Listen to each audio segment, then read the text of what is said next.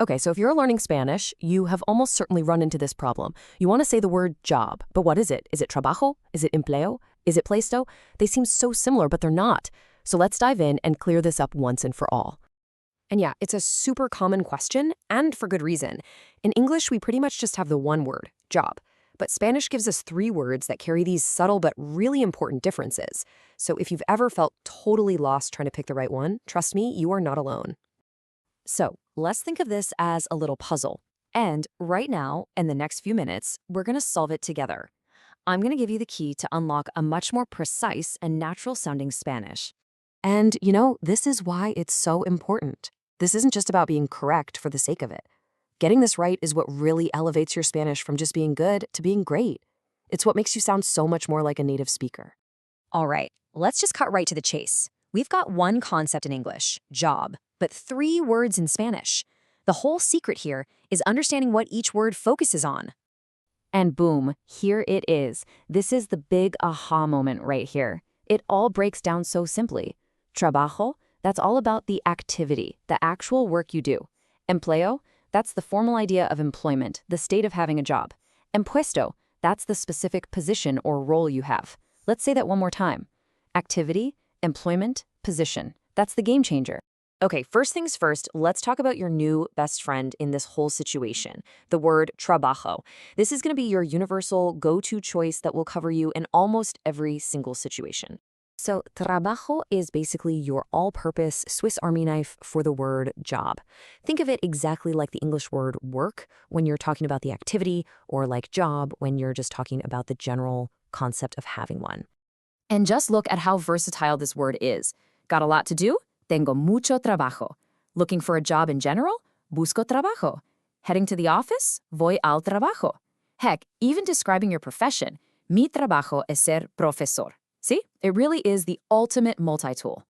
So here's the bottom line, the number one rule you need to remember. When in doubt, just use trabajo.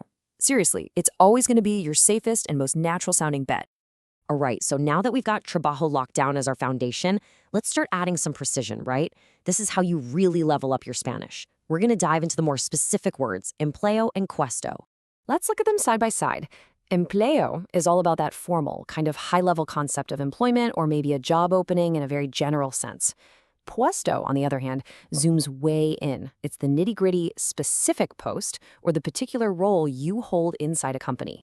So you're going to pull out empleo when things get a little more formal, or maybe when you're talking about the economy. Like you'll hear it for la tasa de empleo, which is the employment rate. Or if you're looking at job ads, they're often called ofertas de empleo. It's kind of like saying I'm seeking employment instead of I'm looking for a job. And then there's puesto, which is super, super specific. This is for talking about an actual job title, like el puesto de director, the position of director, or when a company says it has a certain number of openings. Hay 5 puestos vacantes. You're applying for one of those specific slots.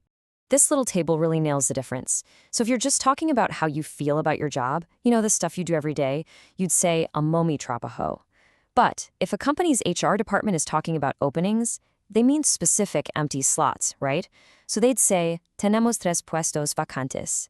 You can really feel the difference in focus there. Okay, theory is great, but how do you actually use this in a real conversation? Don't worry, I've got you.